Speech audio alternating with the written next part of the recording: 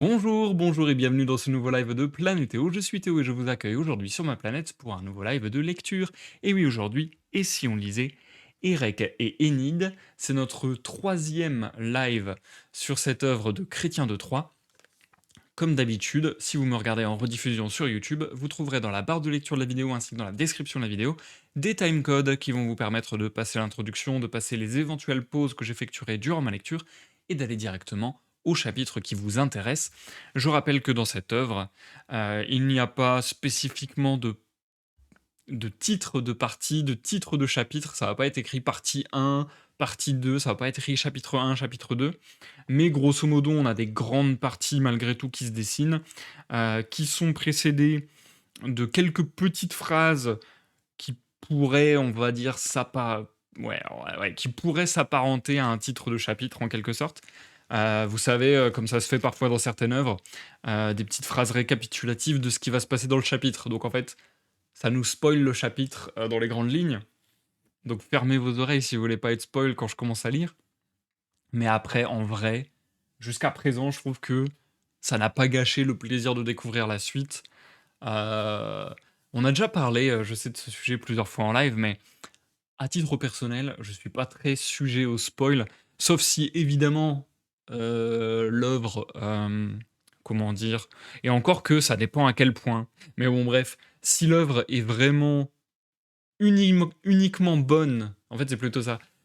Si la qualité d'une œuvre ne réside que dans le fait de ses plot twists, de ses retournements de situation, de ces moments de compréhension, de révélation, oui, à ce moment-là, ça peut être chiant de se faire spoil, mais globalement, personnellement, je suis pas très très sensible à ça. Je me fais spoil les événements, ça m'empêche pas, quand je les lis, de prendre mon plaisir, parce que justement, moi, ce qui m'intéresse, c'est pas les événements en eux-mêmes, sortis de tout contexte et voilà, qui se tiennent tout seuls. Ce qui m'intéresse, c'est comment ça s'agence avec le reste, comment ça a été amené, comment ça a été mis en scène, etc. Donc, euh, donc ouais, globalement, moi, j'avoue que ça ne me fait pas grand-chose de le savoir à l'avance. Dans les deux premiers lives sur cette œuvre, on avait lu deux chapitres. Là, j'ai regardé un peu quelle était la découpe la plus adéquate à opérer pour les lives à venir. Je pense que Eric et Enid, deux chrétiens de Troyes, va nous prendre en tout et pour tout 4 lives. Du coup, il nous en reste deux que je partage en 3 chapitres chacun. Peut-être, peut-être que ça va être un chouïa long, un peu plus long que les lives précédents. Mais bon, vous le savez, je vous ai dit, maintenant j'essaie de tabler plutôt entre 1 heure et 1 heure et demie de live pour les lives de lecture. Avant, je faisais des lives plus longs, mais je me rends compte que ça marche mieux comme ça, je pense. Ça fait des trucs plus quali, ça fait que c'est plus facile pour moi de le mettre dans mon emploi du temps. Donc je pense qu'on va rester sur cette règle, entre guillemets. Et je vous rappelle qu'une fois qu'on aura lu Eric et Enid, on reviendra sur les contes d'Andersen pour poursuivre avec La Reine des Neiges. Ça va être marrant aussi, je suis assez curieux de voir ça. Et je pense qu'une fois qu'on aura lu quelques contes, on partira sur Stefan Zweig. Je sais pas encore si on lira euh, La confusion des sentiments ou Lettre d'une inconnue. On verra bien. Et puis ensuite, on retournera sur Andersen pour terminer les contes, je pense. Et ensuite, plus tard dans l'année, on ira peut-être sur l'Odyssée d'Homère. Voilà, je pense que c'est à peu près le programme des lectures à venir. Grosso modo, sujet à changement. Et coucou Nils. Non, mes numéros de carte bleue, malheureusement, sont secret défense. C'est même pas moi qui veux pas le dire, en fait, c'est la CIA qui me. Bref, je vais rien dire là-dessus. Bref, j'espère que tu vas bien. Et du coup, je pense que je vais entamer ma lecture assez rapidement. Je vous invite à prendre place, chers amis, à vaquer à vaquer à vos occupations en toute quiétude, tandis que vous m'écoutez. Santé à tous et à toutes. Et lançons-nous gaiement. Hop. Cligne 6 fois des yeux si tu es en danger. Attends, mince, je suis à 12 là. Bref. Merci Nils, merci. Euh, Bonne lecture en effet, puisque on se lance. On se lance. J'essaie de faire moins de parlotte, justement, comme j'ai réduit la taille des lives de lecture, j'essaie de faire moins de parlotte et aller directement à la lecture. Donc, lançons-nous. Bonne écoute que vous me regardiez en live sur Twitch ou en rediffusion sur YouTube. Je vous souhaite une. J'ai déjà dit bonne écoute. Le mec n'a pas de cerveau en fait. Bref. Je sais jamais comment relancer l'histoire avec justement les œuvres qui ne se séparent pas en chapitres et parties clairement définis, on va dire. Ouais, je vais juste dire que c'est la suite, hein. Ouais, je vais juste dire que c'est la suite, comme ça je sais que j'ai un moment où mettre le timecode à la rediffusion. Et qu'est-ce que je voulais dire aussi? Oui, pour un petit peu recoller les wagons, surtout que là, ça fait quelques semaines que j'ai pas pu live, je suis vraiment désolé. J'ai vraiment essayé de faire un live par semaine et en fait, dès qu'il y a un truc, un imprévu dans mon planning, ça chamboule tout et je suis en galère totale. Bref, je vais essayer de m'améliorer et de revenir à ce rythme de un live par semaine, ça serait vraiment ce que je viserais, ce que j'aimerais faire. Donc là, en l'occurrence, ça fait longtemps qu'il n'y a pas eu de live. Pour vous resituer un petit peu l'action, c'est tout simple. On en était au moment où Erek et Enid étaient non-stop au pieu en train de prendre leurs pieds. Et que du coup, ça a commencé à parler parmi les chevaliers en mode oh là là, qu'est-ce que c'est dommage, Erek, qui était un si bon chevalier, être réduit à ça, entre guillemets. À tel point que même Enid, de souvenir, était triste et voyait ce fait et lui l'encourageait à partir à l'aventure. Il me semble que c'était ça. D'ailleurs, il me semble, je crois que c'est dans mes études littéraires que j'avais vu ça, mais je suis même pas certain. Bref, il me semble savoir que, enfin, il me semble percevoir ici que c'est même pas tellement. En fait, on pourrait se dire facilement, comment dire, on aurait pu croire, avec la manière dont ça avait été présenté dans le chapitre précédent, que c'était un peu la bande de potes d'Erek qui est en mode oh là là, t'es toujours avec ta meuf, c'est relou, reviens avec nous. On aurait pu croire que c'était un truc comme ça. Mais non. Et je pense qu'il faut pas le prendre comme ça, je pense qu'il faut le prendre plus dans l'esprit de son contexte. Là, je prends des pincettes parce que c'est moi qui sors ça de mon chapeau, de vagues souvenirs que je peux avoir et de vagues connaissances que je peux avoir. C'est-à-dire, là, on parle d'ubris quelque part. On parle. Attendez, c'est l'ubris. Oh, j'ai peur de dire de la merde. Grosso modo, on parle de plaisir charnel, et en gros, c'est plutôt en termes de religion, même presque, que ça peut poser problème, en termes de moralité, en termes de perte de sa valeur, entre guillemets. Genre, le mec préfère être au pieu toute la journée avec sa meuf que partir à l'aventure et faire des trucs de chevalier. C'est plus un truc comme ça, je pense. Bref. Sur ce, je vous souhaite une bonne écoute, et je vous dis à tout à l'heure pour soit la pause, soit la fin du live. Erek et Enid, suite. Erek part à l'aventure avec sa femme. Il lui commande le silence, tristesse d'Enid, deux mauvaises rencontres, épisode du conte galloin. Enid cacha sa peine en arrivant devant son mari. Le roi Lac était là et les chevaliers accouraient. Ils voulaient savoir si Erek emmènerait quelques-uns d'entre eux. Chacun s'offrait et se présentait. Mais Erek leur déclara qu'il ne prendrait avec lui que sa femme. Le roi était très angoissé. Beau-fils, dit-il, que veux-tu faire? Tu dois me confier tes projets et ne me sceller rien. Tu ne veux à aucun prix d'écuyers ou de chevaliers pour te tenir compagnie. Si tu as entrepris un combat seul à seul contre un chevalier, tu ne dois laisser pour autant d'emmener une partie des tiens au moins pour la pompe et l'apparence. Fils de roi ne doit aller seul. Beau-fils, fais charger tes sommiers, et prends avec toi 30 ou 40 de tes chevaliers ou plus encore, et ne laisse pas d'emporter de l'argent et tout le nécessaire. Erek lui dit la raison et le but de son voyage. Sire, il ne peut en être autrement. Je n'emmènerai pas de cheval en dextre. Je n'ai que faire d'argent ou d'or, ni d'écuyer ou de sergent, et je ne demande d'autre compagnie que celle de ma femme. Mais je vous prie, quoi qu'il arrive, si je meurs et qu'elle revienne, que vous la chérissiez pour l'amour de moi et lui octroyiez, toute sa vie durant, la moitié de votre terre quittement, sans querelle et sans guerre. » Le roi entendit la prière. « Beau-fils, dit-il, je te l'octroie, mais j'ai grand deuil de te voir ainsi t'en aller sans escorte. Jamais je n'eusse pris sur moi de te laisser partir. Sire, je ne puis revenir sur ce que j'ai résolu. Je m'en vais et vous dis adieu. Mais pensez à mes compagnons. Donnez leurs armes et chevaux et tout ce dont ils auraient besoin. » Le roi ne put se tenir de pleurer quand il se sépara de son fils, et tous les gens faisaient de même. Dames et chevaliers menaient grand deuil pour Érec et pour Énide. Il n'y en avait pas un seul qui ne fondit en larmes.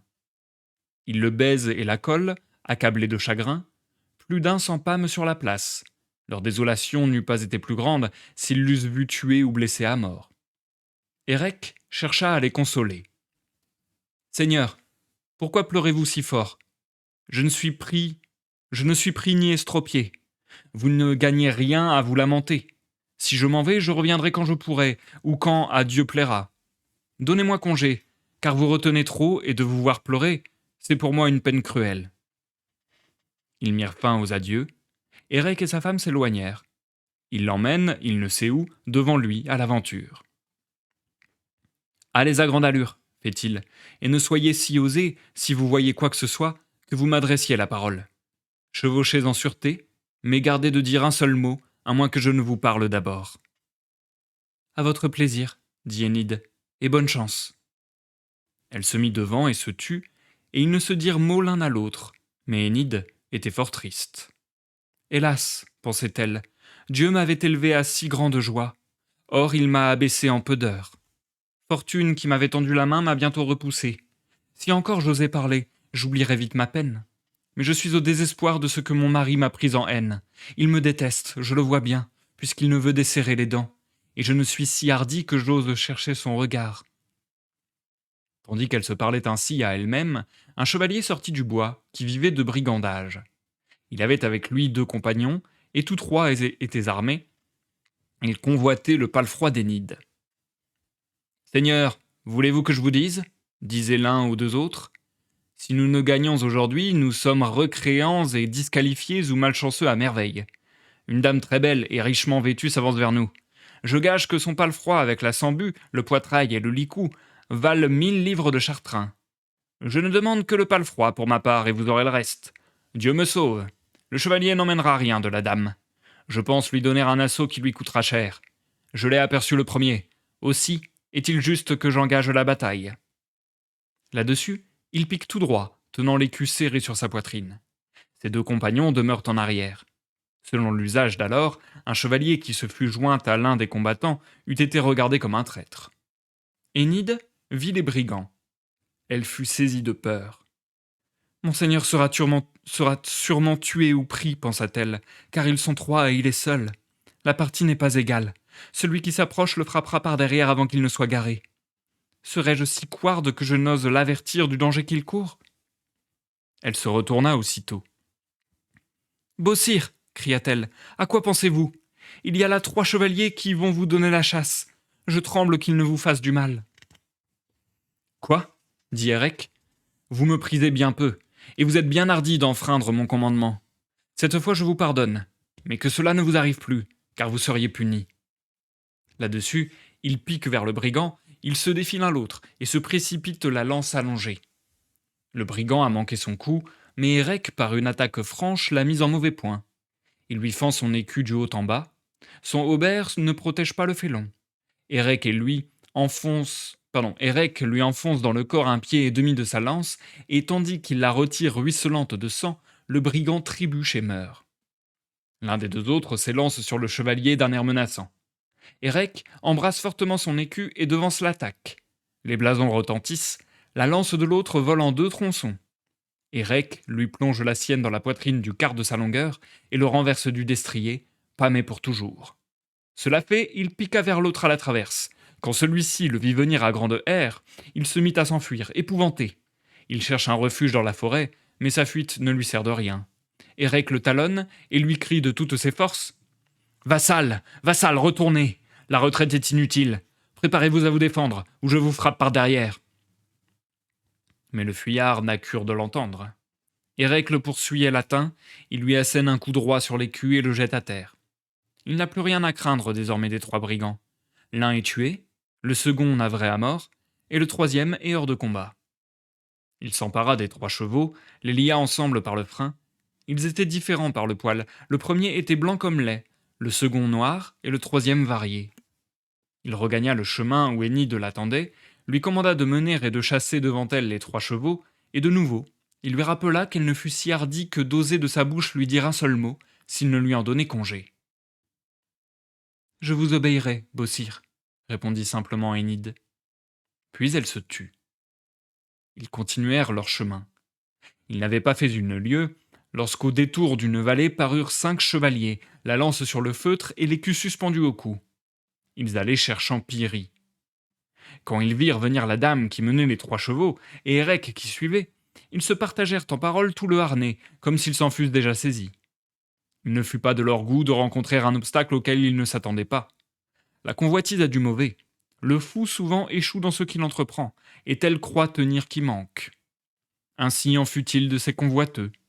L'un dit qu'il aurait la pucelle ou qu'il mourrait, l'autre que le destrier vert serait sien, car il y tenait plus qu'à tout autre gain. Le tiers dit qu'il aurait le noir. Et moi le blanc, dit le 4e. Le 5e n'eut pas peur, car il dit qu'il prendrait la monture et les armes du chevalier. Il les conquérait tout seul. Aussi irait-il combattre le premier, si ses compagnons y consentaient, ce qu'ils firent sans se laisser prier. Lors il les quitta et piqua en avant. Il avait un bon cheval, bien allant. Érec le vit, mais fit semblant de ne pas se garder, ce qui causa grande frayeur à la craintive Énide. Son sang ne fit qu'un tour. « Ah !» murmura-t-elle, « que dirais que faire ? Mon mari m'a menacé, et il me punira si je lui parle. Mais quel recours aurai-je quand il sera tué ? Je serai perdu et fini. »« Dieu ! Monseigneur ne les voit pas. Qu'attends-je pour délier ma langue ? Ceux qui s'avancent là-bas viennent avec l'intention de mal faire. Comment l'avertir ? Eh bien, qu'il me tue s'il veut. Je romprai le silence, j'élèverai la voix. » Elle l'appela doucement. « Sire !»« Qu'est-ce » dit Érec irrité. « Pardon, sire. Il y a là 5 chevaliers qui ont débuché de ce breuil, et dont je suis un grand témoin. Ils vont vous attaquer. 4 sont restés en arrière, le 5e accourt de toute la vitesse de son destrier. Dans un instant, il va vous frapper. Et les autres, qui sont tout près, l'aideront au besoin. »« Que le diable vous emporte !» s'écria Érec. « Vous avez parlé encore malgré ma défense. Je savais déjà que vous ne me prisiez guère. Je ne vous sais nul gré de ce zèle mal employé. Au contraire, je vous en déteste davantage. Je vous pardonne encore cette fois, mais que je ne vous entende plus, ce serait folie de votre part. » En disant ces derniers mots, il piqua au grand galop contre le chevalier. Ils se heurtèrent. Érec poussa si fort sa lance qu'il lui fait voler l'écu et qu'il lui brise la clavicule. Les étriers sont rompus, le chevalier tombe assommé et blessé de toutes parts. L'un des 4 se précipite à la rescousse et il attaque avec vigueur, mais Érec lui met sans effort le fer tranchant dans la gorge, lui tranche les os et les veines, le fer ressort derrière le cou, le sang vermeil raie de part en part, tant que le cœur s'arrête et que l'âme fuit. Le tiers s'élança hors de son embuscade, de l'autre côté d'un gué. Il vint à travers l'eau, mais avant qu'il eût atteint le bord, Érec le frappa si bien qu'il l'abattit tout plat avec sa monture. Tandis que le chevalier se noyait, le destrier se dégageait à grand-peine. Les 2 derniers, voyant le sort de leurs 3 compagnons, résolurent de déguerpir sans attendre le combat. Ils s'enfuirent par la rivière. Érec les poursuit. Il atteint l'un d'eux à l'échine, le couche sur l'arçon de devant et lui brise sa lance sur le dos. Puis, tirant l'épée, il lui en assène 3 coups si terribles qu'il lui coupe l'épaule et le trébuche mort sur le pré. Il se met alors en devoir d'attaquer le 5e qui prenait la fuite. Quand celui-ci se vit chassé sans issue possible, il perdit tout espoir, lâcha les rênes, jeta écu et lance et se laissa rouler à terre. Le combat était fini. Érec ramassa la lance du fuyard qu'il emporte en échange de celle qu'il avait rompue, puis il prit les 5 chevaux qu'il baille à Énide avec les 3 autres, en lui commandant de les emmener. Il lui enjoignit de rechef de garder le silence. Elle ne répondit mot. Ils poursuivirent leur voyage. Ils chevauchèrent jusqu'au soir, ne rencontrant ville ni hameau. À la tombée de la nuit, ils hébergèrent sous un haubourg dans une lande. Érec commanda à la dame de dormir pendant qu'il veillerait. Enid répondit qu'elle ne le ferait pas, et que c'était bien à lui de se reposer de tant de fatigue. Érec fut touché de cette parole. Il accepta. Il mit son écu sous sa tête, Enid lui couvrit tout le corps de son manteau, et il s'endormit. La dame demeura toute la nuit éveillée, et jusqu'au lendemain elle garda les chevaux. Elle songeait et se blâmait beaucoup d'avoir douté de son seigneur. Elle méritait bien sa peine. Quels furent mon orgueil et ma présomption? J'aurais dû savoir qu'il n'était au monde meilleur chevalier qu'Érec. Je le sais encore mieux maintenant, quand j'ai vu de mes yeux qu'il ne craignait pas 3 et 5 hommes armés. Honni soit ma langue qui a proféré tel outrage. Ainsi songeait-elle toute la nuit, bourrelée de remords. Érec se leva au petit jour, et ils se remirent à la voie, elle devant et lui derrière. Vers midi, dans un vallon, un écuyer vint à leur rencontre. 2 valets le suivaient. Ils portaient du vin, des gâteaux et des fromages de gain aux faucheurs qui travaillaient dans les prés du comte Galoin. L'écuyer était avisé. Quand il vit Érec et Enid qui venaient de la forêt, il comprit qu'ils y avaient couché et qu'ils n'avaient mangé ni bu, car il n'y avait, à une journée de marche tout alentour, ni château, ni village, abbaye ou maison forte, hôpital ou hébergerie. Il eut une bonne pensée. Il se dirigea vers eux et les salua courtoisement. « Sire, dit-il, je crois que vous êtes fatigués. Vous avez sans nul doute veillé et couché dans cette forêt. Je veux vous donner de mon gâteau, s'il vous plaît, d'y goûter. Je ne le dis pas pour gagner vos bonnes grâces, car je ne désire et ne demande rien. Les gâteaux sont de bons froment. J'ai de bons vins et des fromages gras, blanches serviettes et beaux à nappe. Si vous voulez déjeuner, il ne vous faut pas aller ailleurs. Descendez à l'ombre de ces charmes dans l'herbe verte. Vous vous désarmerez et reposerez un peu. C'est le conseil que je vous donne. » Érec mit pied à terre. « Baudou ami, dit-il, je mangerai ici, s'il vous est agréable, et n'irai pas plus avant. » L'écuyer fut de beau service.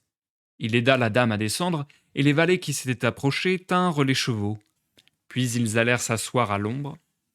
L'écuyer débarrassa Érec de son aume et lui ôta sa ventaille. Puis il étend une serviette sur l'herbe, leur baille le gâteau et le vin, et leur part un fromage. Ils avaient faim, ils mangèrent et burent volontiers. Érec fut large et courtois. « Ami, fit-il, en récompense, je vous fais don d'un de mes chevaux. Prenez celui qui vous sied le mieux, et retournez, s'il vous plaît, au bourg, pour m'y préparer un bon logement. »« Je ferai tout ce qui vous plaira, » répondit l'écuyer. Il vient aux chevaux, les délie, prend le verre qui lui semble le meilleur, et remercie le généreux Érec. Il monta et partit au galop à la ville. Il trouva bientôt un logis commode et revint chercher les voyageurs. La ville était à peu de distance. Érec et Enid y furent vite rendus. L'hôte les accueillit avec empressement et leur fit donner tout ce dont ils avaient besoin. L'écuyer, après avoir pris congé, s'éloigna sur son cheval qu'il mena à l'étable. Il passa devant les loges du comte Galoin. Le comte était aux fenêtres, avec 3 vassaux. Quand il vit son écuyer assis sur le verre, il lui demanda à qui était ce cheval. L'écuyer répondit qu'il était bien à lui. « Comment? Où l'as-tu pris ?» fit le comte étonné. « Quelqu'un que je prise fort bien m'en a fait présent. Je l'ai amené dans la ville. Il est logé chez un bourgeois. Jamais je ne vis si bel homme et si courtois. Il n'est pas plus beau que moi, je gage. Par ma foi, sire, vous êtes superbe. Il n'y a pas un chevalier natif de ce pays que vous ne surpassiez en beauté. Mais j'ose dire du mien qu'il est encore mieux fait que vous, encore qu'il porte sur sa face meurtrie et sur son haubert disloqué les traces d'une rude bataille. Il a combattu tout seul contre 8 chevaliers auxquels il a pris leurs chevaux, et il vient avec une dame d'une telle beauté que nulle ne fut jamais de moitié aussi belle. » Le comte fut très étonné. « Je n'en ai jamais entendu une pareille, dit-il. Mène-moi vers ton chevalier. Je verrai bien si tu as dit vrai. » L'écuyer courut prévenir Érec de la visite du comte. Érec avait coutume de tenir large hôtel. Il y eut grand nombre de cierges allumés et une multitude de chandelles. Le comte Galoin vint avec 3 compagnons seulement. Érec lui souhaita la bienvenue, et s'accoudant tous 2 sur une couette moelleuse, ils échangèrent des compliments. Le comte pria le chevalier d'accepter qu'il prît à sa charge ses frais d'hôtel, mais Érec refusa, disant qu'il avait assez de quoi dépenser. Ils parlèrent de maintes choses, mais tout en devisant, le comte ne laissait pas de jeter à la dérobée des regards sur la dame qui était assise à quelque distance et dont la beauté l'émerveillait. Et tant il la regarda qu'il s'éprit d'amour et la convoita. Il demanda à son mari la permission de lui parler. Sire, fit-il, Sire, fit-il, je vous prie, si cela ne vous déplaît point, laissez-moi m'asseoir auprès de cette dame et lui offrir mes services. J'ai désiré de vous connaître tous deux, et ce faisant, je ne nourris que des intentions excellentes. Je ferai tout son plaisir, sachez-le, pour l'amour de vous. Érec ne fut pas jaloux. Il n'y voyait mal ni fourberie. Sire, répondit-il, cela ne me fâche nullement. Je vous l'accorde bien volontiers. Le comte prit donc place sur un escabeau à côté d'Énide, qui l'accueillit très courtoisement. Il ne tarda pas à découvrir sa pensée. Ah, madame, lui dit-il, comme il me pèse que vous alliez en si vil équipage. Si vous vouliez m'écouter, vous en auriez grand honneur et profit. Vous seriez mon amie et la dame de toute ma terre. Si je vous prie d'amour, vous ne devez pas vous en offenser. Je vois bien que votre mari ne vous aime pas. Si vous demeuriez avec moi, vous seriez unis à un bon seigneur. Ah, que dites-vous s'écriait Enid. J'aimerais mieux n'avoir pas vu le jour ou être brûlé en un feu d'épines et mes cendres jetées au vent que d'avoir trompé et trahi mon seigneur, même en pensée. Il est indigne de vous de me requérir de telles choses. Vous ne daigneriez m'aimer répliqua le comte en colère. Vous êtes bien fier. Vous répondez par un refus à mes supplications. Il est bien vrai que femme s'enorgueillit d'autant plus qu'on la prie et la flatte davantage, mais celui qui la traite sans égard et l'outrage la trouve souvent mieux disposée. Je vous promets bien que si vous n'agréez mon désir, on tirera l'épée. À tort ou à raison, je ferai tuer votre mari sous vos yeux. Enid vit qu'il fallait ruser avec ce furieux. Elle laissa la bouche proférer les mots que le cœur démentait. Sire, fit-elle, vous pouvez faire mieux que vous ne dites. Vous seriez trop cruel et traître de le tuer ainsi. Apaisez-vous, je vous prie, je ferai votre plaisir, et vous pouvez me tenir pour vôtre. Ce que je vous ai dit n'était que pour vous éprouver, et pour voir si je trouverais en vous un ami fidèle et sûr. Mais je ne voudrais à aucun prix que vous commettiez une trahison, car mon mari ne se défie pas de vous, et le crime retomberait sur moi. Tous diraient que c'est sur mon conseil que vous avez agi. Reposez jusqu'au matin. Quand mon mari sera levé, alors vous pourrez l'attaquer sans encourir ni blâme ni reproche. Envoyez demain vos chevaliers et vos sergents, et faites-moi prendre de force. Mon seigneur, qui est fort et courageux, voudra me défendre. Alors emparez-vous de lui ou coupez-lui la tête. Je suis las de la vie que je mène. Je sens que je me plairai fort en votre compagnie. À la bonne heure, répond le comte. Vous êtes né sous une bonne étoile. Soyez tranquille, vous serez traité avec les plus grands égards. J'ai confiance en vous, sire, mais je voudrais avoir votre promesse que vous m'aimerez. Je ne vous donnerai pas ma foi autrement. Je vous donne ma parole de comte, dame, que je ferai votre bien et toutes vos volontés. Enid reçut la foi du comte. Elle n'avait d'autre moyen de sauver son mari. Elle a bien su enjôler le fou par ses paroles. Celui-ci se lève et lui fait ses adieux. Érec était loin de se douter qu'il était exposé à si grand péril. Le comte lui dit adieu en maître fourbe, et ils se séparèrent. La nuit était déjà fort avancée. Dans une chambre retirée, 2 lits avaient été préparés. L'un pour Érec, l'autre pour Enid. Ils allèrent se coucher. Fin du premier chapitre du jour.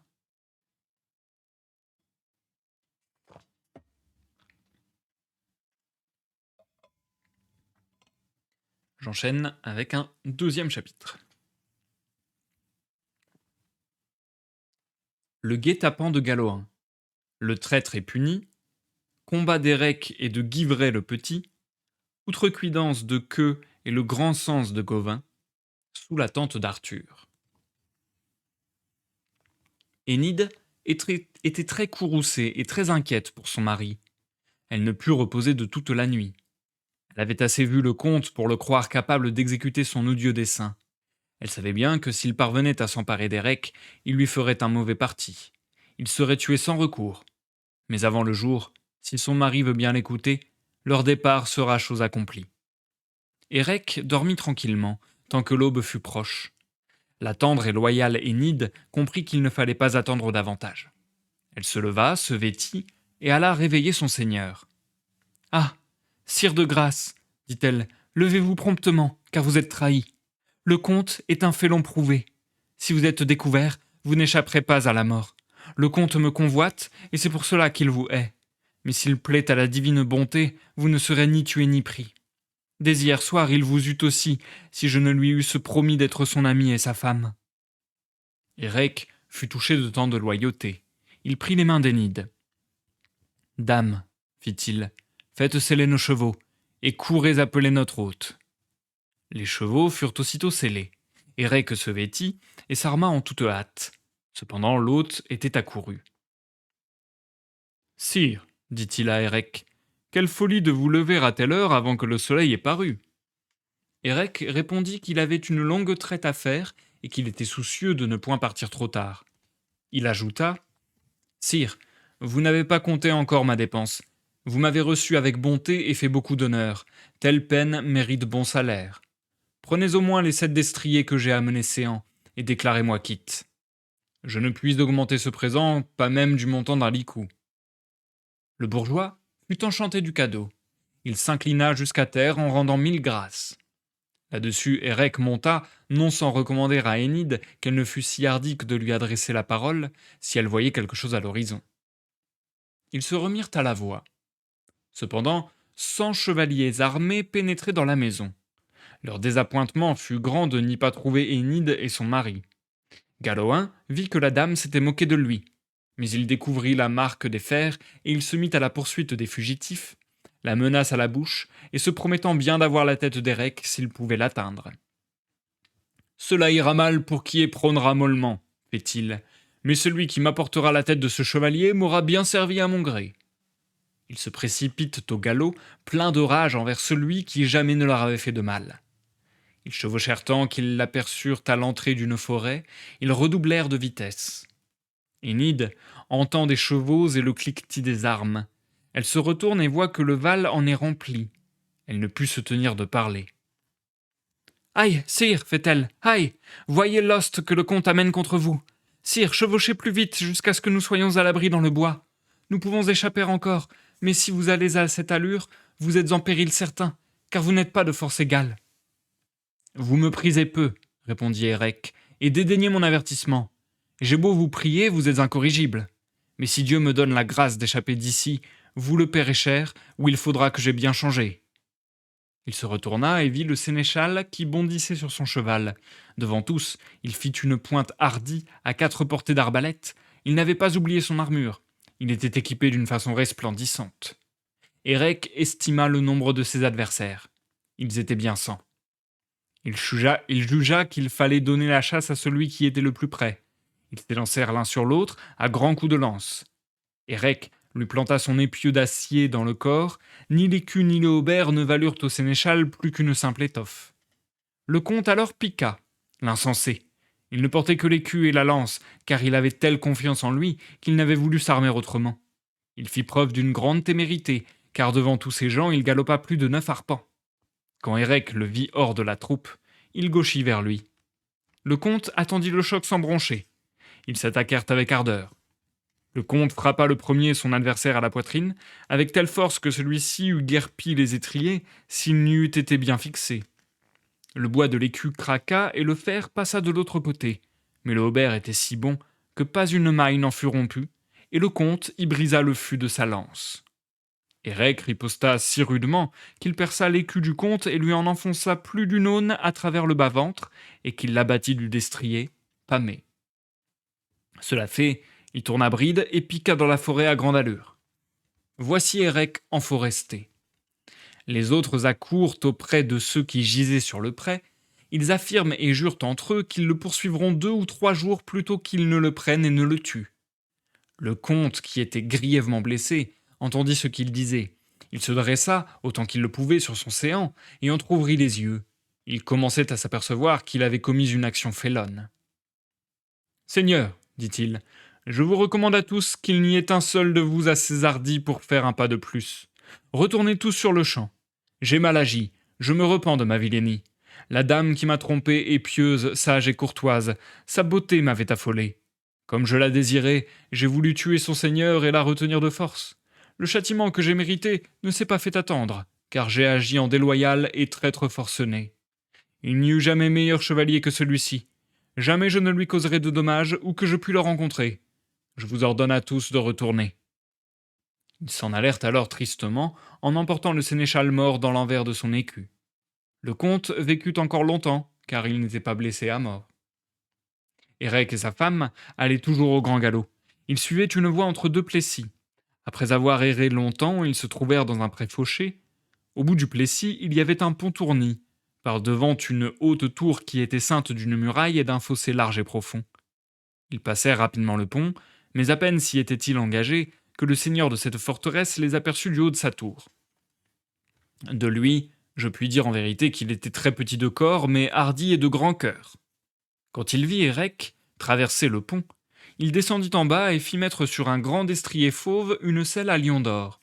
Puis il commande qu'on lui apporte écu et lance, épée bien fourbie et tranchante, aume clair et luisant, blanc aubert et chausse de treillis, car il veut lutter avec ce chevalier qui vient de franchir ses lices, tant que l'un d'eux soit las du combat et recréant. Ses écuyers lui obéissent. L'un lui amène le cheval enfreiné et scellé, l'autre lui apporte les armes. Le chevalier sortit de la salle le plus vite qu'il put, seul et sans suite. Érec descendait un tertre. Voici le chevalier lancé à toute bride sur la pente. Il était assis sur un cheval vigoureux qui faisait tel bruit des quatre fers qu'il émiettait les cailloux plus menus que froment sous la meule, et que des étincelles s'envolaient en tous sens, comme si ses pieds fussent en feu. Énide fut toute bouleversée en entendant ce vacarme. Peu s'en fallut qu'elle ne se laissa tomber de son palefroid. Son visage devint pâle, comme celui d'une morte. Elle était au désespoir de ne pouvoir parler à son mari qui lui avait renouvelé l'ordre de se taire. Cruelle alternative. Elle ne sait quel parti prendre. Elle va parler, sa langue remue, mais la voix ne peut sortir, car les dents sont contractées de peur. Ainsi elle se débat et se torture elle-même, serrant les dents pour que la parole ne s'échappe. Je suis sûre et certaine, pense-t-elle, que ce sera pour moi une très douloureuse perte si mon Seigneur disparaît. Vais-je donc l'avertir? Je n'ose vraiment, car je le courroucerai, et il m'abandonnera dans ses brosses, toute seule, pauvre égarée. Lors je serai plus malheureuse. Malheureuse? Que m'importe? Douleur et chagrin ne me manqueront pas, durant toute ma vie, si mon mari sort d'ici blessé à mort. Si je ne l'appelle à l'instant, ce chevalier l'aura tué avant qu'il ait pris garde, car il me semble assez mal intentionné. Oui, j'ai trop attendu. Cette défense ne retiendra pas. Je vois bien que mon mari est si absorbé qu'il s'oublie lui-même. Énide parla. De nouveau, Érec la menaça, mais il n'avait pas dessein de lui faire du mal, car il voyait bien qu'elle l'aimait sur toute chose, et lui-même la chérissait tant qu'on ne peut davantage. Déjà le chevalier était tout prêt. Le défi est jeté. Ils se rencontrent au pied du coteau et se requièrent du fer de leurs lances. Les écus qui leur pendent au cou ne leur valent pas plus que 2 écorces. Les cuirs s'en rompent et les haies s'en fendent. Les haubers sont bientôt crevés. Tous deux se sont enferrés le glaive jusqu'aux entrailles. Les barons avaient frappé si fort que tous deux furent précipités à terre ainsi que leurs montures. Ni l'un ni l'autre n'étaient blessés à mort. Ils se relevèrent promptement, et jetant leurs lances, ils tirent l'épée du fourreau et s'attaquent avec vigueur. Des étincelles jaillissent des aumes qu'ils martèlent à coups de redoublés. Les écus sont mis en pièces et les chevaliers hachés et disloqués. En 4 endroits, le fer tranchant pénètre jusqu'à la chair nue. Les combattants faiblissirent. Les combattants faiblissent et se lassent. Si leurs épées étaient restées entières, jamais ils n'auraient pu sortir de la bataille qu'il n'eût pris fin qu'avec la mort de l'un d'eux. Énide les considérait en proie à une angoisse cruelle. Qui l'eût vu démener sa douleur ruisselante de larmes, tordre ses poings et arracher ses cheveux, eût pu voir une loyale dame, et son cœur eût été de roche s'il n'en eût ressenti grande pitié. Depuis Tierce jusqu'à Nonne, dura la bataille implacable, sans que nul qui y eût assisté eût pu pronostiquer en aucune manière qui dût avoir le dessus. Les pierres tombent des aumes embarrés. Érec s'évertue plus que jamais. Il fend jusqu'à la coiffe le aume de son adversaire. Celui-ci chancelle un instant, mais il tient bon encore. Il attaque de nouveau et frappe si fort sur l'écu qu'il brise son épée. Il jette alors de rage le tronçon qui lui restait au poing. Il n'était plus en état de combattre. Il recule, Érec s'élance. « Grâce !» s'écrie le vaincu. « Grâce, franc chevalier! N'abusez pas de votre avantage.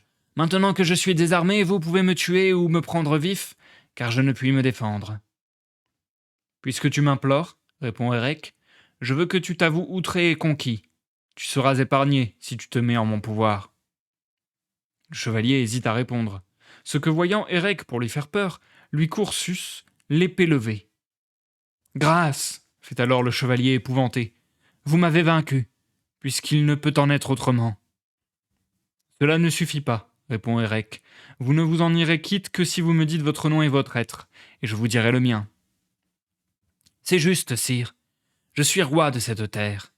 Les Irlandais sont mes hommes liges et mes rentiers, et j'ai nom Guy Vray le Petit. Je suis riche et puissant.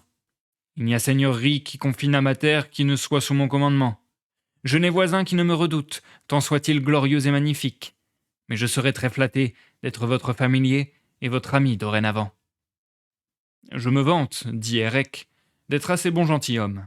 J'ai nom Érec, fils de Lac. Mon père est roi d'Outre-Galles et possède beaucoup de riches cités, de belles salles et de forts châteaux.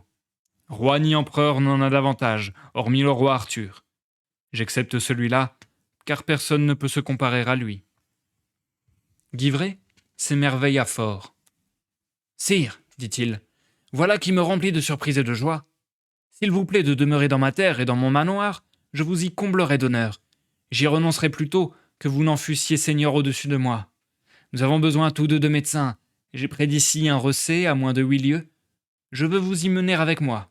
Nous y ferons panser nos plaies. »« Je vous sais gré de votre offre, répondit Érec, mais je n'irai point, merci. Je vous prie seulement de ne pas m'oublier si le bruit venait à vous que j'eusse besoin d'aide. »« Sire, je vous promets en cas de nécessité mon aide prompte et celle de mes hommes, tant que je serai vivant. Je n'ai rien d'autre à vous demander.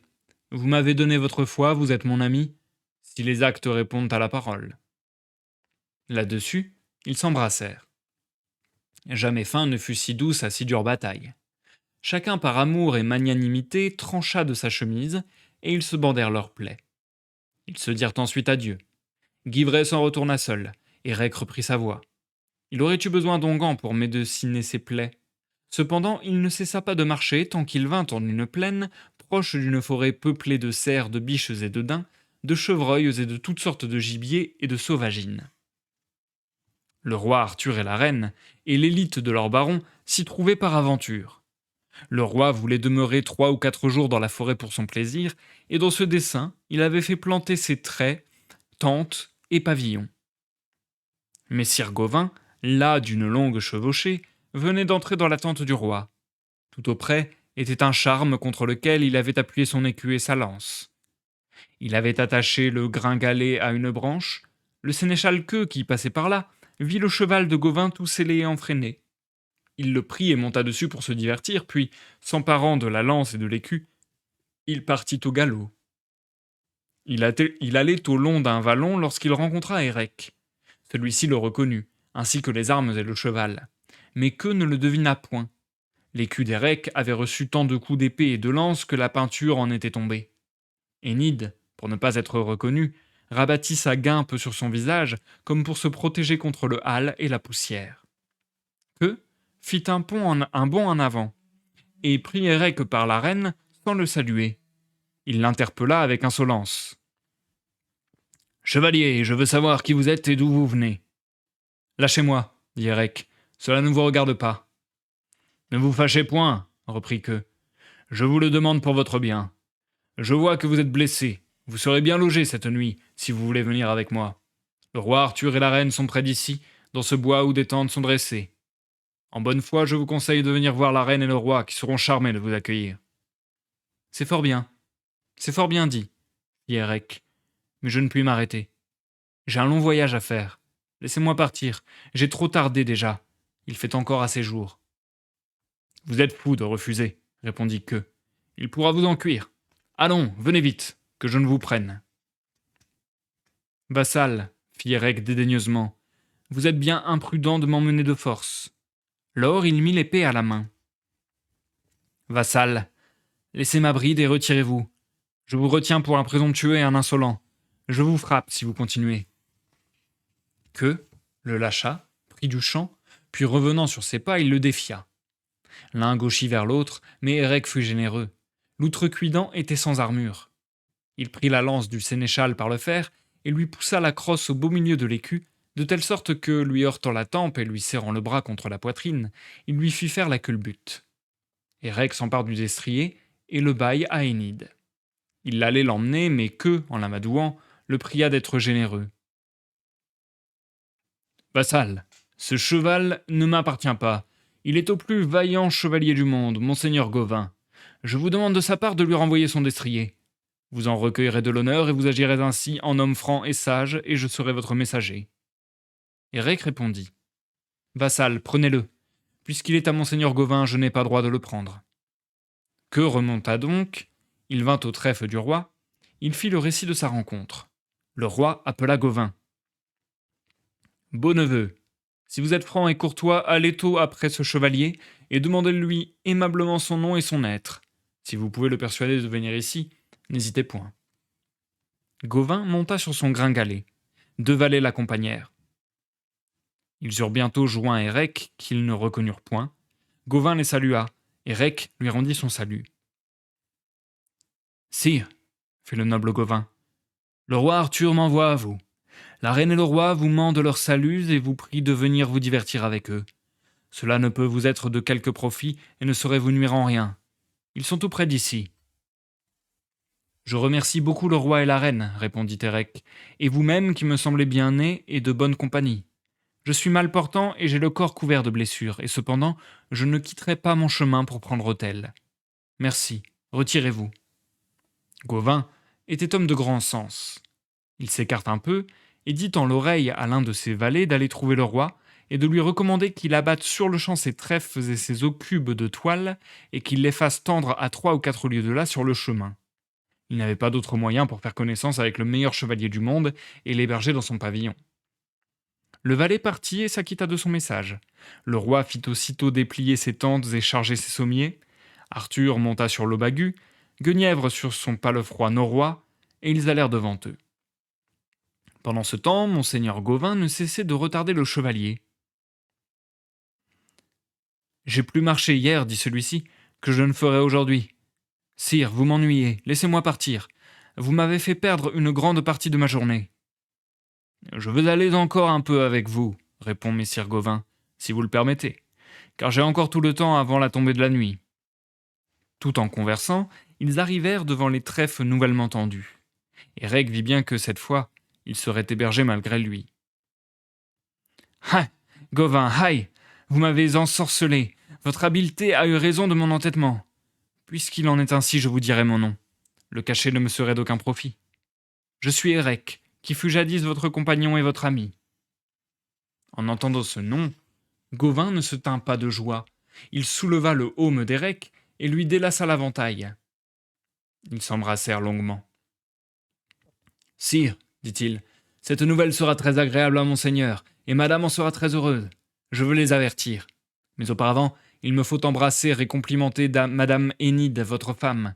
La reine a grand désir de la voir. Je l'entendis hier encore nous parler d'elle. » Il s'approcha d'Énide, lui demanda comment elle se portait.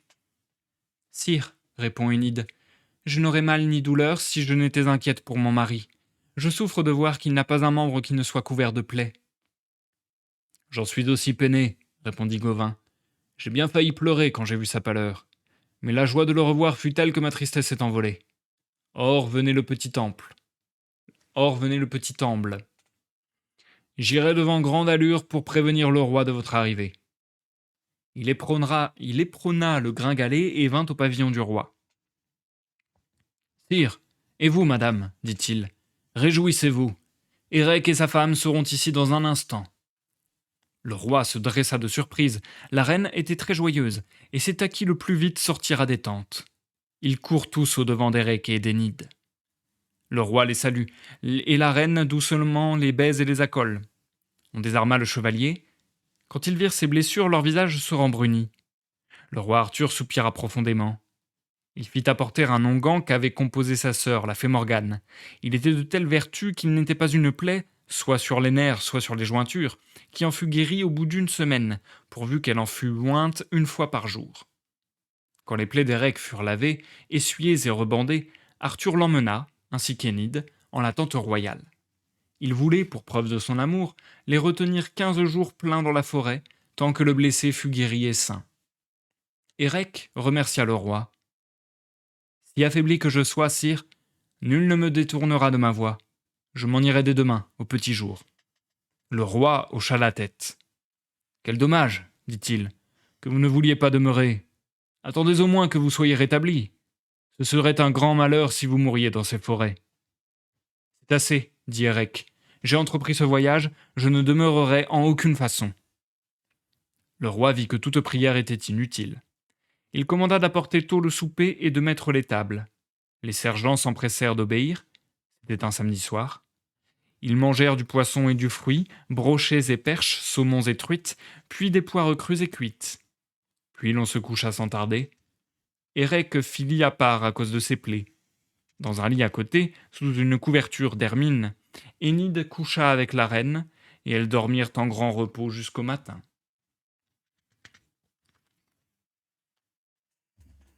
C'est la fin du 2e chapitre du jour.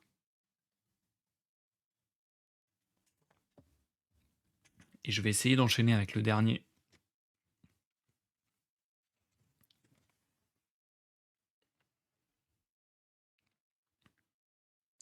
Cadoc de Tabriole. La pucelle et les géants. Érec passe pour mort. Le comte Oringle de Limor veut épouser Énide. Terrible réveil d'Érec. Nouvelle rencontre de Guivray. Le lendemain, Érec se leva de bonne heure et fit seller les chevaux. Le roi et les chevaliers l'exhortèrent encore à demeurer, mais ce fut en vain. Ils étaient très affligés, car ils pensaient qu'ils ne le reverraient jamais. Ils voulurent au moins le convoyer. Érec les remercia encore, il refusa même de se laisser accompagner. Il prit son écu et sa lance. Énide monta, ils leur dirent adieu et partirent. Ils entrèrent sous le bois et ne cessèrent de marcher jusqu'à Prime. Ils cheminèrent tant qu'ils ouïrent au loin les cris d'une pucelle. La voix était dolente et pleine d'angoisse et réclamait du secours. Érec appela Énide. « Dame, entendez-vous cette pucelle qui crie à l'aide ? Je veux aller de ce côté pour la secourir. Vous restez ici. » Il la laissa seule et s'enfonça dans la forêt. Il trouva la pucelle en proie au plus grand désespoir. Il lui demanda ce qu'elle avait. « Ô sire, répondit la pucelle en sanglotant, ce n'est pas sans raison que je pleure. Je voudrais être morte, car 2 géants emmènent prisonnier mon mari, leur ennemi mortel. Hélas, que ferais-je ? C'est le meilleur chevalier qui vive, le plus noble et le plus loyal, et il est en ce moment en péril de mort. Franc chevalier, je te prie pour Dieu, cours à son aide, il est encore tout près. » « Demoiselle, répondit Érec, puisque vous m'en priez, je les rejoins. Je les rejoindrai, et soyez sûrs que je ferai tout ce qu'il me sera possible. Ou je serai pris avec votre ami, ou je le délivrerai, s'il est encore en vie. Franc chevalier, je serai toujours votre servante si vous me rendez mon ami. Dieu vous sauve, hâtez-vous, par pitié. De quel côté sont-ils allés ? Par ici, voyez la trace des fers. Érec partit au galop, tandis que la pucelle priait, agenouillée. Il donna de l'éperon tant qu'il les aperçut avant qu'ils fussent sortis du bois. Il vit le chevalier nu et déchaussé sur un roncin, les mains et les pieds liés comme un larron. Les géants n'avaient ni épieu, ni écu, ni épée, mais seulement des massues et des écourgés, dont ils le battaient ignoblement. Les lanières lui avaient déchiré la peau du dos, et le sang lui ruisselait par les flancs à ce point que le roncin en était tout couvert. Érec les atteignit entre 2 bois dans une lande. « Seigneur, leur demanda-t-il, pour quel forfait emmenez-vous cet homme ? Vous le traitez comme le dernier des malfaiteurs. C'est une ignominie que de dévêtir et de lier et de battre de telle façon un noble chevalier. Rendez-le-moi, je vous le demande par franchise et par courtoisie. Je ne vous le demande pas de force. »« Vassal, répondirent les géants, de quoi vous mêlez-vous ? Vous êtes bien hardi de nous adresser une telle requête. Si ce que vous voyez vous déplaît, changez-le. »« Oui, vraiment, cela me fâche. Mais vous n'emmènerez pas ce chevalier sans qu'un combat en décide entre nous. Puisque vous ne me l'abandonnez pas, que celui-là l'ait qui pourra l'avoir. Je vous défie. »« Vassal, votre imprudence est grande de vouloir vous mesurer avec nous. Seriez-vous 4 contre nous 2, vous ne vaudrez pas plus qu'un agneau en face de 2 loups. »« Nous verrons bien, répartit Érec. Si le ciel tombait sur la terre, mainte alouette serait prise. Tel vaut peu qui beaucoup se loue. En garde. Les géants étaient formidables, et ils serraient dans leurs poings de grosses massues ferrées. Érec leur courut sus, la lance à l'arrêt. Il ne les redouta ni l'un ni l'autre, malgré leur orgueil et leurs menaces.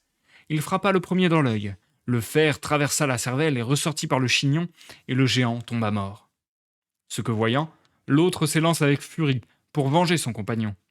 Levant sur Érec sa massue à deux mains, il pensait bien lui briser la tête. Érec para le coup de son écu. Toutefois, le choc avait été si violent qu'il fut étourdi et faillit trébucher de son destrier. Le géant vise de nouveau et lui rue un nouveau coup, mais Érec a tiré l'épée. Le géant en fut mal servi. Érec le fend de la tête jusqu'aux arçons. Le corps du félon gît à terre avec les boyaux répandus. Le prisonnier délivré pleurait de joie et de reconnaissance. Érec le délia, le fit vêtir et tourner, puis il lui commanda de monter sur l'un des chevaux et de tenir l'autre en dextre. « Franc chevalier, dit l'autre, tu es mon droit seigneur dorénavant. C'est justice, car tu m'as sauvé la vie qui déjà me fut ôtée à grand tourment et martyre. Je veux me mettre en ta main, j'irai toujours avec toi, et je te servirai comme ton homme. »« Ami, répondit Érec, je ne veux pas de votre service. Vous devez savoir que si je vins à votre secours, ce fut sur la prière de votre amie que je rencontrai dans ce bois. Elle gémit et se lamente pour vous. Je veux vous conduire auprès d'elle. Quand je vous aurai tous deux réunis, je poursuivrai seul mon voyage. Mais d'abord, je veux savoir votre nom. »« Sire, puisque tel est votre plaisir, il ne vous sera pas scellé. J'ai nom Cadic de Tabriole. Maintenant, puisqu'il faut me séparer de vous, je voudrais savoir, s'il se peut, qui vous êtes et de quelle terre, afin que je puisse vous retrouver quand je quitterai ces lieux. »« Je ne vous le dirai point, dit Érec, mais si vous voulez le savoir et si vous voulez m'honorer en quelque manière, rendez-vous sur le champ auprès de mon seigneur, le roi Arthur, qui chasse le cerf dans la forêt à 5 petites lieues d'ici. Dites-lui que vous êtes envoyé par celui qui le reçut et hébergea hier soir dans sa tente, et ne lui cachez pas de quel péril je vous ai tiré. En vous réclamant de moi, vous me ferez service et honneur. Là, vous demanderez qui je suis. Vous ne pouvez le savoir autrement. »« Je suis à vos ordres, sire, répondit Cadic. Soyez sûr que j'irai volontiers à la cour et raconterai tout au roi. » Ils cheminèrent en devisant, tant qu'ils arrivèrent à l'endroit où Érec avait laissé la pucelle. Elle se réjouit fort quand elle vit revenir son ami qu'elle n'espérait plus revoir. « Sire, dit-elle courtoisement à Érec, vous nous avez conquis tous deux. Tous deux nous devons vous servir et honorer. Mais qui pourrait payer la moitié de notre dette ?»« Ma douce amie, répondit Érec, je ne veux aucun salaire. Je vous dis adieu, car j'ai trop demeuré. » Il tourna bride et s'éloigna le plus vite qu'il put. De son côté, Cadic de Tabriole partit avec sa pucelle afin de conter l'aventure au roi Arthur et à la reine. Érec rejoignit Énide, qui était très inquiète du sort de son mari et du sien propre. Érec n'était pas moins en souci de sa femme, redoutant pour elle quelque mauvaise rencontre. Mais la grande chaleur du jour et le poids de l'armure firent débander ses plaies qui se rouvrirent. Énide ne s'en doutait pas. Soudain, en dévalant un tertre, il défaillit et tomba sur le cou de son cheval, et quand il essaya de se relever, il vida la selle et les étriers. Énide le crut mort cette fois. « Ah !» s'écria-t-elle, « je suis homicide, j'ai tué mon seigneur par mes paroles inconsidérées. » Elle s'assit auprès de lui, et la tête sur les genoux d'Érec, elle laissa éclater sa douleur. « Aïe, comme j'ai joué de malheur, ô le plus parfait des chevaliers. La beauté s'était mirée en toi, prouesse s'y était éprouvée, savoir t'avait donné son cœur, largesse t'avait couronné, et c'est toi que j'ai tué. Pourquoi vivrais-je encore? Ô mort, qu'attends-tu pour me prendre? La mort me méprise et ne daigne pas répondre à mon appel. Je tirerai donc moi-même vengeance de mon forfait. Ainsi donc, je ne la souhaiterai ni ne l'implorerai en vain. L'épée que mon seigneur a sainte fera justice. » Elle tire l'épée du fourreau, la considère tristement. Dieu, par miséricorde, la fit hésiter un instant. Là-dessus, un comte survint, à grande allure, avec une suite nombreuse. Il avait ouï de loin les gémissements de la dame. Les chevaliers, arrivant auprès d'elle, lui ôtèrent l'épée des mains et la remirent au fourreau. Le comte descend à terre, il s'enquiert du chevalier et demande à Énide si elle est sa femme ou son amie. « L'une et l'autre, sire, fait-elle, j'ai tellement douleur que je ne puis vous le dire. Je regrette de n'être pas morte. » Le comte la réconforta. « Dame, fit-il, Je vous en prie, pour Dieu, ayez pitié de vous-même. Il est bien juste que vous soyez en deuil. Mais à quoi bon vous tourmenter à ce point? Ne désespérez pas, Dieu vous donnera bientôt son contentement. Votre beauté sera votre fortune, car je vous prendrai pour femme et vous ferai dame et comtesse. Cela doit vous consoler. Je ferai porter le corps en terre en grande pompe. Séchez vos larmes, je vous prie. Sire, fuyez, laissez-moi. Vous n'avez rien à conquérir ici, et toutes les paroles du monde ne pourraient me rendre la joie. Le comte s'écarta et dit à ses compagnons: Faisons une bière, nous emporterons le corps, et nous emmènerons la dame avec nous au château de Limor. Là, le chevalier sera mis en terre, puis j'épouserai la dame, quoi qu'elle en pense. Jamais je ne vis une femme aussi belle et n'en désirai nulle autant. Vite, faisons une bière chevaleresse. Quelques-uns tirèrent leur épée, ils coupèrent de perches et lièrent des bâtons en travers. Ils y couchèrent Érec sur le dos et y attelèrent 2 chevaux. Ils partirent. Enid chevauchait à côté. Elle pouvait à peine se soutenir et ne cessait de pleurer, mais le chevalier la portait entre leurs bras, la consolant du mieux qu'il pouvait. Ils arrivèrent à Limor et vinrent au palais du comte. Tout le peuple les y suivit, dames, chevaliers et bourgeois. Ils étendirent le corps au milieu de la salle, sur un dé, près de lui sa lance et son écu. La presse était grande au palais. Chacun accourait et s'informait de l'événement. Cependant, le comte de Limor se conseillait privément à ses barons. « Seigneur, leur dit-il, je veux épouser sans retard cette dame. Nous pouvons bien voir à sa sagesse et à sa beauté qu'elle est d'une noble lignée. Il m'est avis qu'elle mériterait d'être à la tête d'un royaume ou d'un empire. Elle est certainement d'un rang qui n'est pas inférieur au mien, et je m'amenderai plutôt loin de déchoir en l'épousant. Mandez mon chapelain et allez quérir la dame. Si elle accepte, je veux lui donner en douaire la moitié de ma terre. » Lors, ils ont mandé le chapelain, et ils sont allés quérir la dame. Elle ne consentit point, mais ils se moquaient de son consentement. Le mariage eut lieu, puis le connétable fit dresser les tables dans le palais et apprêter le repas, car c'était l'heure de souper. La triste Enid était assise en un fauteuil devant la table, bien contre son gré. En face d'elle était assis le comte qui la pressait par prière et menace tour à tour de faire la paix et de sourire. Quand il vit qu'il ne pouvait la dérider, il entra dans une grosse colère. « Dame, fait-il, il vous faut laisser ce deuil. Vous pouvez vous fier à moi pour être comblé d'honneurs et de richesses. Vous devez savoir qu'un homme mort ne revit pas, quelque chagrin que l'on ait. Songez que vous échangerez la pauvreté contre l'opulence. La fortune n'est pas chiche envers vous, qui vous accorde de tels biens puisque désormais vous serez appelée comtesse. Il est vrai que votre seigneur est trépassé. Certes, votre douleur n'a rien qui me surprenne. Non. Mais je vous donne le meilleur conseil que je puisse vous donner. Maintenant que vous êtes ma femme, vous devez vous réjouir. Gardez-vous de me courroucer. Mangez, je vous l'ordonne. »« Je n'en ai pas envie, sire, » répondit Enid, « et certainement de ma vie, je ne mangerai ni ne boirai tant que je ne verrai pas manger mon seigneur qui gît là sur ce dais. »« Vous êtes folle, madame, » répliqua le comte. « J'espère que je n'aurai pas à vous prier de nouveau. » Enid ne répondit rien. Le comte lui donna un soufflet. Elle cria. Les barons blâmèrent le comte. « Éloignez-vous, firent-ils.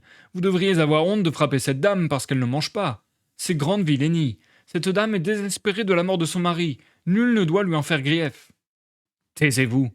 La dame est mienne et je suis comte. Je ferai d'elle ce qui me plaira. » Et comme Enid en pleurs protestait qu'elle ne serait jamais sienne, le comte leva la main sur elle une seconde fois. « Ah, félon !» s'écria-t-elle. « Peu me chaud ce que tu dises ou que tu fasses. Je ne crains pas tes coups. Je me suis assez battue et frappée moi-même. Je ne te trouverai jamais aussi dur à mon égard, même si tu devais m'arracher les yeux de tes mains ou m'écorcher toute vive. » Au cours de la querelle, Érec revint de Pamoison, comme l'homme qui s'éveille. Il fut naturellement ébahi de voir tant de gens autour de lui. Mais quelle fut sa stupeur quand il entendit la voix de sa femme. La colère et l'amour lui redonnent des forces. Il sauta en bas du dé et prit son épée, puis se jetant sur le comte, sans dire un mot, il lui fendit la tête. Les chevaliers s'enfuirent épouvantés, croyant bien que c'était le diable qui venait d'apparaître au milieu d'eux.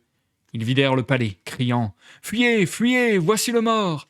Ils se hâtèrent vers la sortie, chacun heurtant et poussant l'autre pour passer le premier. Cependant, Érec prenait son écu et le pendait à son cou par la guiche. Enid prend la lance. Ils s'en viennent au milieu de la cour qui était vide, car il n'était si hardi qu'il ne crut avoir affaire à quelque démon logé dans le corps du défunt. Tandis qu'il les chassait, Érec trouva par la place un garçon qui menait à l'abreuvoir son propre destrier garni de frein et de sel. L'occasion était belle. Il se précipita sur le cheval que le garçon, pris de peur, lui abandonna aussitôt. Érec s'assit entre les arçons. Énide mit le pied à l'étrier et sauta sur le cou de la monture. La porte était ouverte. Ils s'enfuirent à travers champs. Le meurtre du comte faisait grand bruit en ville, et tous les chevaliers parlaient de le venger. Érec emportait sa femme qui l'étreignait contre son cœur en la couvrant de baisers. Ma douce sœur, lui disait-il, je vous ai bien éprouvé en tout. Ne soyez pas en émoi, car je vous chéris plus que jamais, maintenant que je suis assuré que vous m'aimez parfaitement. Désormais, je serai tout à votre commandement, comme par le passé. Si vous avez médit en rien, je vous pardonne et vous tiens quitte. Là-dessus, il la colle et la rebaisse doucement. Énide éprouve une grande suavité à ses baisers et à ses tendres assurances.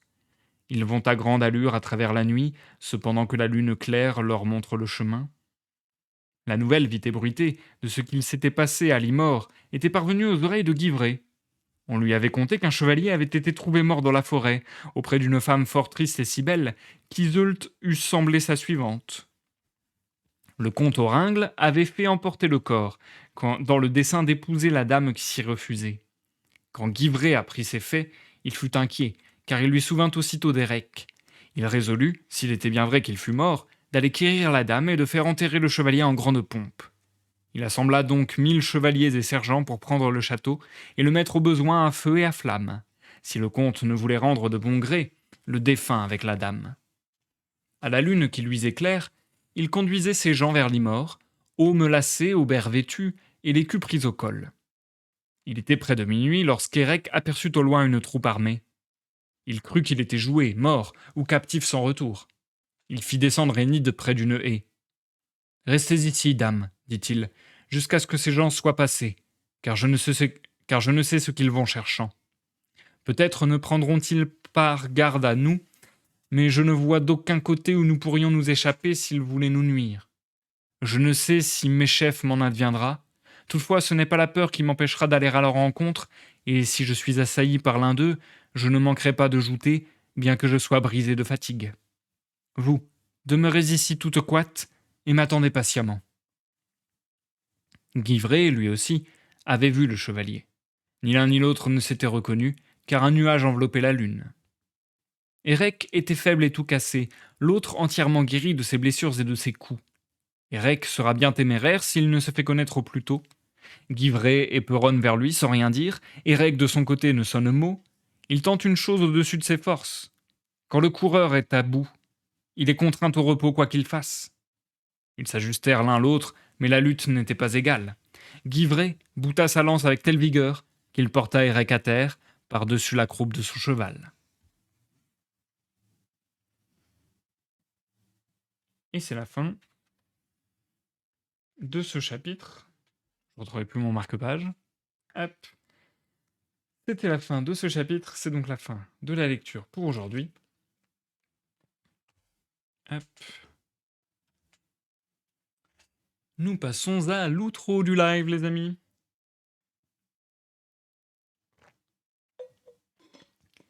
Pfiou. Je suis cassé, genre j'ai la voix déglinguée. J'espère que la lecture a été compréhensible, voire agréable peut-être pour vous. Je l'espère de tout cœur. Parce que je vous avoue que j'ai eu un peu du mal là. Je sais pas si c'est parce que ça fait longtemps que j'ai pas fait de live de lecture, ou si c'est, et ça je sais que c'est le cas pour le coup, mais je sais pas si c'est la raison pour laquelle j'ai la voix autant déglinguée. Je sais que là j'ai lu beaucoup d'un coup. J'ai lu plus que sur les 2 lives précédents, d'une traite, et sans faire de pause. Donc voilà, je pense que je me suis un peu abîmé la voix. Là, j'ai un peu mal à la gorge. Enfin, en corde vocale, en fait, entre guillemets, bref. Donc oui, j'espère que malgré ça, ça a été compréhensible et agréable pour vous. Il y a aussi le fait que j'ai bégayé sur quelques tournures de phrases, sur quelques mots. C'est marrant, sur les premières lectures d'Érec et Enid, j'avais pas eu ce ressenti-là. Là, j'ai eu l'impression d'avoir un peu plus de galère à la diction, juste à la prononciation de ces tournures de phrases et de ces mots un peu datés, un peu anciens. Et j'ai trouvé ça moins évident à lire que les chapitres précédents, sur la forme, j'entends. Et sur le fond aussi, quelque part, puisque j'avais gardé un bon souvenir des deux premières lectures sur Eric et Enid. Là, j'ai trouvé ça beaucoup plus lambda. Je suis beaucoup moins entré dedans, perso, parce que je trouve que j'ai lu quand même un certain nombre de pages et que grosso modo, il s'est pas passé grand-chose, ou plutôt, il s'est passé plein de choses, mais à chaque fois, c'était la répétition de la même chose. Grosso modo, je peux quasiment résumer les actions, les péripéties du jour par Eric et Enid sont partis tous les deux dans la forêt parce qu'ils voulaient pas être accompagnés de chevaliers que leur recommandait Arthur, etc. Eric, il a commandé à Enid le silence, qu'elle n'a pas respecté plusieurs fois parce que plusieurs fois ils se sont fait agresser par des chevaliers et Enid a voulu le prévenir. Et puis après, bah, il y a eu ces histoires de d'arriver dans des domaines, de se faire attaquer par le chevalier de ce domaine, le roi quelque part de ce royaume et ainsi de suite. De se faire un pote de Guivray du coup, de retomber dans la forêt sur Gauvin et Arthur, et puis finalement d'arriver un peu au bout de ses forces. Voilà, à chaque fois de refuser l'aide qu'on lui propose, à chaque fois refuser de prendre soin de lui, entre guillemets, de prendre un temps de pause, de recevoir des soins, etc. De toujours continuer, jusqu'à ce qu'il soit exténué finalement, à tel point que Enid le croit mort, qu'il soit récupéré par l'autre chevalier, qui veut marier Enid. D'ailleurs, beaucoup de gens veulent marier Enid, hein. Il y a vraiment ce truc de constamment de Enid est la plus belle femme du monde qu'on puisse imaginer et systématiquement tout le monde veut la marier de force ou de ruse, euh, veut jouer des coups bas à Erek et à Enid pour entre guillemets mettre la main sur Enid. Donc voilà, il y a tout un truc comme ça. Et puis finalement, Erek qui se réveille alors que le chevalier est en train de frapper Enid. Et là, bah voilà quoi. Pour le coup, ça va pas se finir bien. Erek, il lui ford le crâne, point. Et après, il a une trousse. Il a une troupe à ses trousses de vengeurs. Et du coup, bah, c'est ce qu'on verra la prochaine fois, là, la suite. Là, en soi, le résumé que je vous ai fait, je suis pas mal entré dans le détail.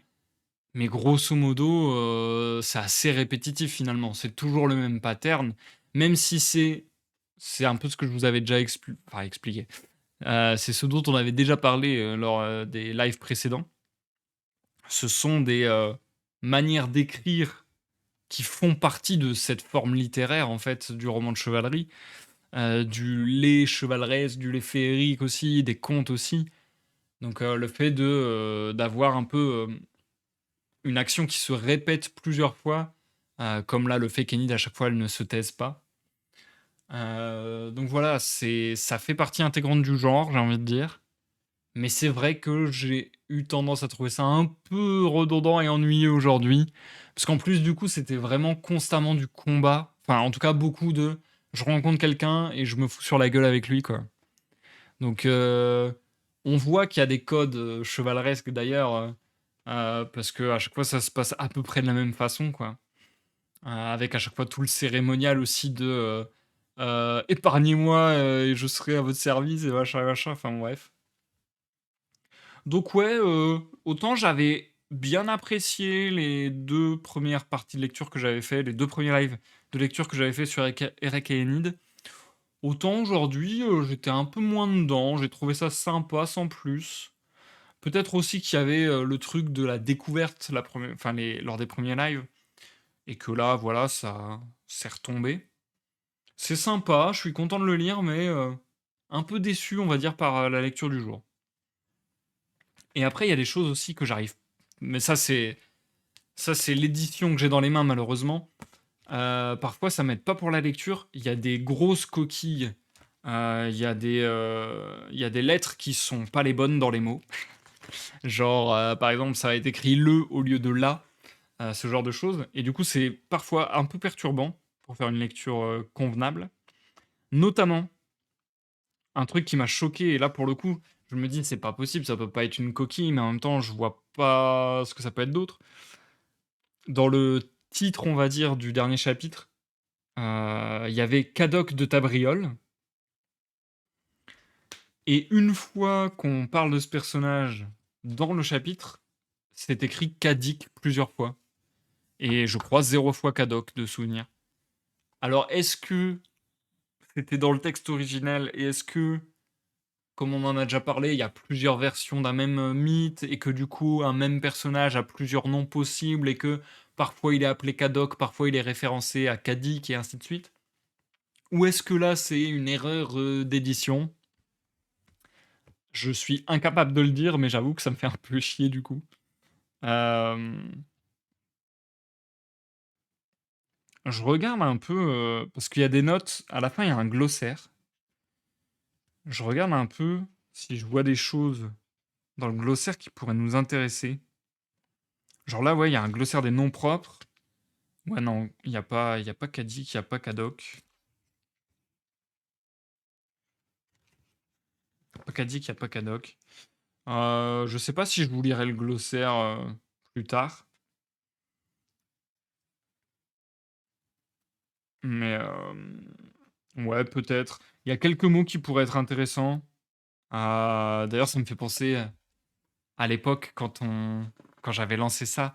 Je sais même plus c'était quoi, c'était le mot de la fin, je me rappelle plus comment j'avais appelé ça. C'est peut-être les mots de la fin.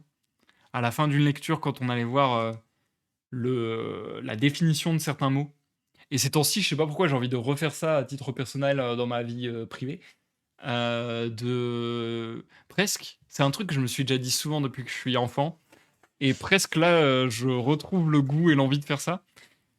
J'ai presque envie d'acheter un dictionnaire et tous les jours de lire une dizaine de mots, genre. Je sais pas, j'ai envie de faire ça. J'ai l'impression que. Enfin, je sais pas, je trouve ça intéressant. J'ai l'impression que ça me plairait. Mais du coup, c'est vrai qu'il y a certains mots, même pas mal de mots, dont on n'a pas forcément la définition précise, où on peut comprendre à peu près le sens via le contexte.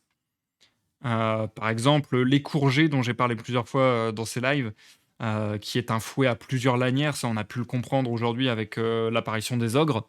Ça j'ai bien kiffé d'ailleurs.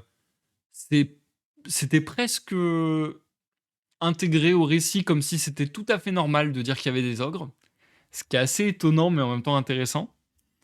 Après, il y a quand même eu une phrase pour dire que les ogres étaient formidables.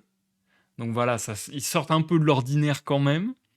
Mais j'ai trouvé ça vachement intéressant qu'il y ait ce ressort, bah, pour le coup, fantastique, et que ce soit presque banal. C'est oh bah oui, il va aller se taper contre des ogres. Enfin non, il montre que c'est quand même un haut fait et que c'est quand même quelque chose de classe et tout, mais ouais, je sais pas. Ils ont pas donné, ils ont pas montré que c'était anormal dans ce monde, entre guillemets, des ogres, quoi. Ce qui est assez intéressant. J'ai un autre mot dans le glossaire qu'on a beaucoup utilisé aujourd'hui, que je vais lire parce que je suis pas certain de l'avoir compris. Dans le contexte, je pense l'avoir à peu près compris, mais autant regarder la définition claire. Ce qu'est un recréant, je me suis dit ça ressemble vachement à un mécréant, mais c'est pas la même chose. Est-ce que c'est la même racine? Certainement. Donc un recréant, c'est un mot qui était très fréquent dans les anciens romans, se dit de celui qui s'avoue vaincu, qui renonce à la lutte. Ok. Donc quelque part, est-ce qu'un recréant, c'est pas un mécréant qui se repent et que du coup c'est un mot valise? Je sais pas si c'était à la mode de faire des mots valises comme ça à l'époque, je pense pas. Mais est-ce que on peut pas le voir un peu, ou bien au moins en un moyen mémotechnique pour se rappeler de la définition de recréant? Est-ce que c'est pas un mécréant qui se repent? Bref, sur ce, j'en ai terminé avec la lecture du jour, Érec et Énide, écrit par Chrétien de Troyes. N'hésitez pas à me laisser un like ou un dislike sur la vidéo selon votre appréciation de cette vidéo. N'hésitez pas à me laisser un commentaire sur YouTube, à vous abonner tutti quanti, à me suivre sur les réseaux sociaux, Facebook, Discord et Twitter, c'est là que je poste quand je pars en live, que je vous tiens au courant de ce qui se passe sur la chaîne tutti quanti. Et ma foi, j'ai fait le tour. On n'aura plus qu'un live de lecture sur Érec et Énide, qui devrait être à peu près de la même longueur qu'aujourd'hui. On va lire 125, on va lire... Ouais, on va lire quasiment 30 pages, donc ce sera peut-être un peu plus court qu'aujourd'hui. Un peu plus court qu'aujourd'hui. Et j'ai envie de dire heureusement, parce que sinon, je sais pas si mes cordes vocales vont tenir. Quand est-ce que ce dernier live aura lieu? Très très bonne question. La semaine prochaine, je suis assez occupé. Je vais quand même essayer de le faire la semaine prochaine, mais je ne sais pas quand et je ne vous promets rien. Si ça n'a pas lieu la semaine prochaine, ça sera certainement la semaine d'après. Voili, voilou, parce que je pense que je vais vraiment essayer de me limiter. En fait, voilà, j'aimerais faire un live par semaine, mais vraiment un live. Pas moins, pas plus. Même si, entre guillemets, j'ai le temps de plus, peut-être une semaine où j'aurai le temps de plus, je pense que j'ai pas envie, parce que en ce moment, je suis en train de réfléchir à revoir, comment dire, à affiner peut-être mon système d'organisation. Et je me dis que, en fait, quand j'ai le temps, faut pas que je fasse des lives en plus, faut que je travaille sur d'autres projets qui traînent et que j'ai envie de voir avancer. Donc ouais, j'aimerais vraiment faire un live par semaine, c'est vraiment l'objectif. Donc je sais pas si j'aurai l'occasion cette semaine de refaire un live dimanche par exemple, mais même si j'en ai l'occasion, faudrait que j'arrive à me dire non, ne fais pas de live, profite de ce temps que tu as débloqué pour travailler sur d'autres projets. Bref, j'essaie de me hacker le cerveau tout seul. Et du coup, je vous tiendrai au jus s'il y a le 4e et dernier live sur cette œuvre la semaine prochaine. Au pire, ça sera dans 2 semaines. Voili, voilou. À vous les studios, j'en peux plus. Vraiment, je suis fatigué de ce live, c'est trop bizarre. Bref. À tout vite, je vous souhaite... On est vendredi, bah, je vous souhaite un bon samedi dimanche. Et à bientôt pour une nouvelle lecture ou de nouvelles aventures. Et bye bye.